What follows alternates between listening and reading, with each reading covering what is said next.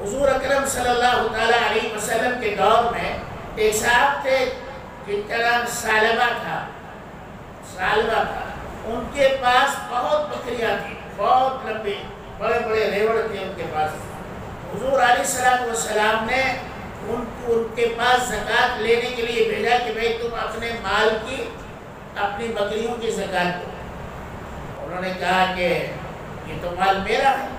خیر زکوٰۃ دینے کے لیے وہ تیار ہوا، لیکن اتنی کم زکوٰۃ کہ وہ زکوٰۃ کے مطابق نہیں تھی. حضور صلی اللہ علیہ وسلم نے اس کے مال کو واپس فرما دیا، کہا کہ تمہارا مال اللہ کو قبول نہیں. حضور علیہ السلام وصال فرما گئے. ابو بکر صدیق کا زمانہ آیا تو وہ شخص پھر زکوٰۃ لے کر آیا.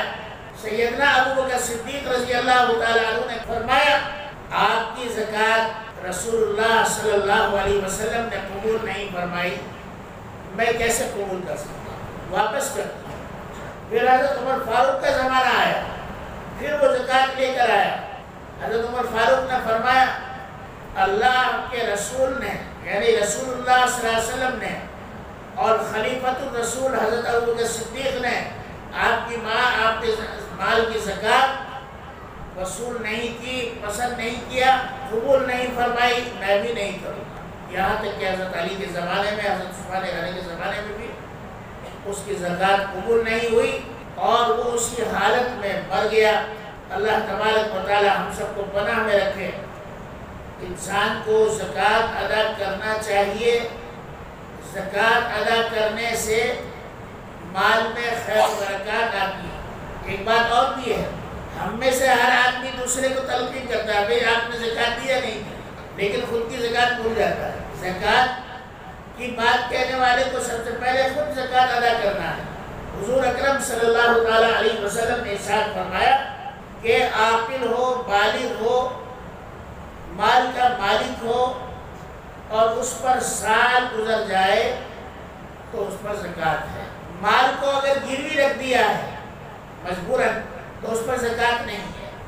لیکن اگر مال کسی کے پاس امانتاً رکھ دیا کہ بھائی یہ رکھو اور میں بعد میں لوں گا اور اس پر سال گزر جائے تو اس پر زکوٰۃ ہے.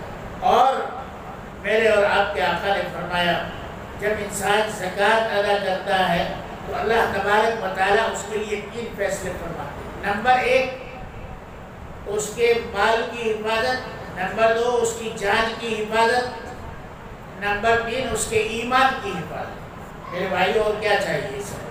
جان کی بھی حفاظت، مال کی بھی حفاظت، ایمان کی بھی حفاظت. اتنا اچھا بدلہ، اتنا اچھا صلہ جس قوم کو دیا جائے اور وہ قوم زکوٰۃ ادا نہ کرے اس پر افسوس.